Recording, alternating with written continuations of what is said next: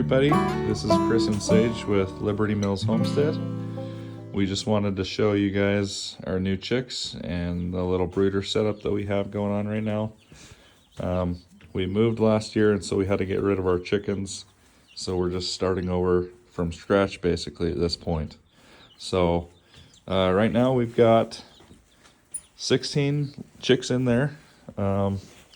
We got them a couple weeks ago, so they're starting to get some of their feathers coming in. Sage said that they're starting to look a little ugly. It's starting to look ugly, yes. But we have, let's see, we got, like I said, we got 16 chicks. We got 12 on February 19th. 12 of those we got on February 19th, and that was our plan at first. We were just going to get 12. But for those of you that have chickens or have had chickens before, you kind of know how that goes. When you see chicks in the store, you just want to get more. We decided that we probably want a little bit more egg production than what the 12 was going to give us, so we decided to go and get 4 more later on that week. But we got 4 barred rocks. Some people call them Plymouth rocks. We got, and those ones, let me see, I'll try and point those out if I can. Right here, there. That's the black speckled ones right there. They'll kind of keep that pattern when they grow up. So those are the barred rocks. And we got 4 well summers. That would be these guys right here. And here. And the barred rock will lay about 250. Yeah, the barred rocks lay about 250 eggs a year, give or take a little bit. The well summers, how many? 7-8 pounds. Well summer is about 180. 180 eggs per year on average for the well summers. All these chicks lay brown eggs. The well summers are going to lay a dark brown egg. The others is going to be anywhere from a light brown, like a tannish color, to a medium brown. They're going crazy right now. We haven't opened the garage to get some cold air in. It's cold out here. Let's see. Okay, so we got the barred rocks, we got the well summers. We also have some blue lace red Wyandottes. Right here. So just point those ones out if you can. Hi here. Hi here also. That one right there. And how many eggs do they lay per year? 210. Around 210 eggs per year. So those are the original 12 we got. And then when we went back later that week, originally we had wanted some Buff Orpingtons, but they didn't have those when we first went in. When we went back, they had some of those. So we got some Buff Orpingtons. We got 2 Buff Orpingtons. 2 of those. Right here. Those are the yellow ones right here. And then the other yellow ones look similar, but they've got a pattern on their wings. Those are Delawares. And we got 2 of those. So those are the chicks we have. The Buff Orpingtons weigh about 250. 250 eggs per year on average for the Buff Orpingtons. And the Delaware about 200. And around 200 for the Delawares. We also wanted a larger breed of all of the birds so that when we do end up needing to butcher them in a few years,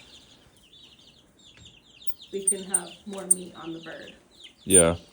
But we also did it to where we have 4 of each bird other than the Orpington and the Delaware, where we just have 2 of those ones. But we want to, in a couple of years, when we need a butcher, we'll take 4 of all one breed and butcher those, and then get 4 of a new breed, new chicks. That'll help us. Yeah, that helps us tell them apart. When we've done chicks in the past or chickens in the past, we've kind of just got a mixture. We never had like 4 of one breed, 4 of another. And so when we'd get new chicks a few years later, and some of them were the same breeds as the older hens we had, after a while it was hard for us to tell them apart which ones were the newer younger chickens and which ones were the older hens. So we try to set up a system that would help us keep track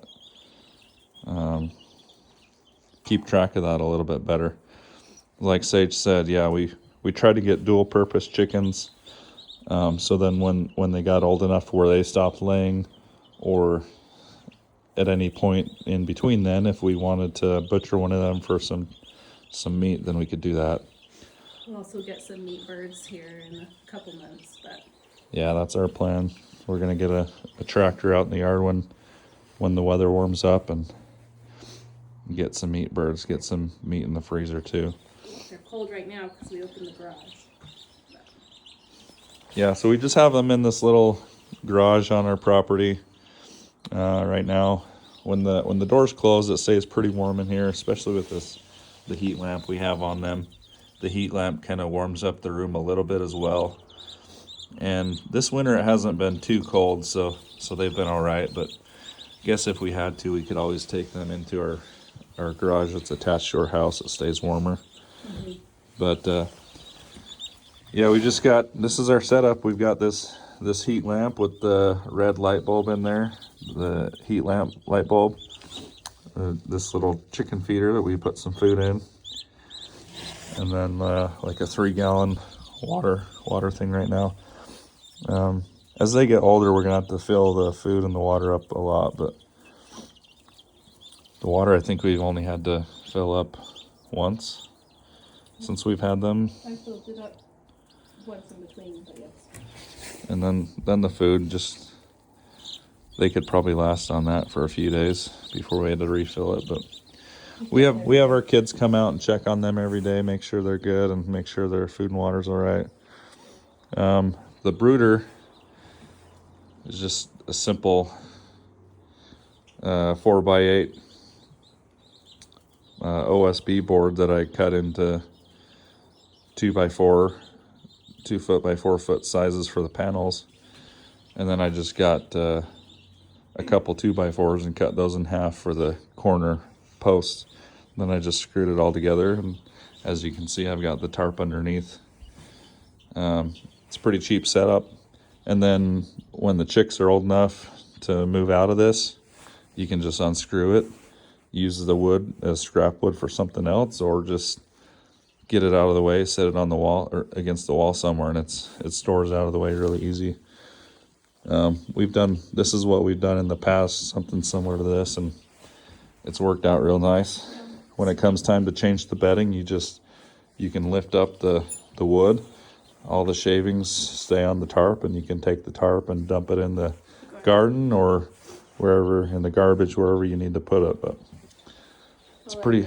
A lot of people just like to use totes for their chicks, which is a great idea and useful, but for us, I don't like to make more work, and so just building one thing where as they grow, we can add it and make it taller by putting more boards on the sides so they don't jump out. Yeah, when they get bigger, they're gonna start trying to jump and fly a little bit. For those of you that don't know, most chickens don't really fly, at least the bigger ones. The smaller ones can fly a little bit, but they'll try and jump out. So like Sage said, we can add higher panels on the side if we need to. If you needed to build a bigger one, you could obviously just add more panels and lengthen it one way or the other. It's pretty customizable, pretty easy to build. You just need a screwdriver or a drill and some screws and a saw to cut the wood. So You can do it. yeah, if you don't have chickens and you thought about getting chickens, you should try it out. They're actually really easy to take care of. That's why they're the gateway. Yeah, The gateway animal to homesteading. the gateway animal to homesteading. Yeah, when we first started homesteading about 10 years ago, neither of us had any experience with farm animals or homestead animals, chickens or anything. We grew up in suburban areas. Yeah, me growing up, we didn't have any pets even. I think my sister at one point had a cat that lived outside. Sage had dogs growing up, and Now I'm unfortunately allergic to dogs. Yeah. And cats. But yeah, we decided to get chickens about 10 years ago. We just wanted to start learning and trying new things, learning how to be self-sufficient or just produce your own food. Something that really interests us. And we tried it out and found out it's actually really easy. So in later videos, we'll talk a little bit more about some of the other animals we've had or some of the other animals we're going to get. Like I said, we're starting from scratch again with our homestead. So right now the chicks are the only thing we have. You probably see the horse in the background. That's my sister's horse that she's got in her pasture right now. But yeah, thanks for watching the video. Please like and share and comment if you tell us what you thought. Tell us what you guys do for your chicks or any questions you have for us. Or advice. Any advice? Yeah, we're not experts on this by any means. We're Learning as we go. We're just wanting to, learning as we go and wanting to show other people what we've learned, what's worked for us. And just encourage you guys to, if you've thought about homesteading or getting chickens or other animals, just try it. It seems scary at first if you've never done it, but once you start doing it, it's really not that bad. So, all right, hope you guys have a wonderful day.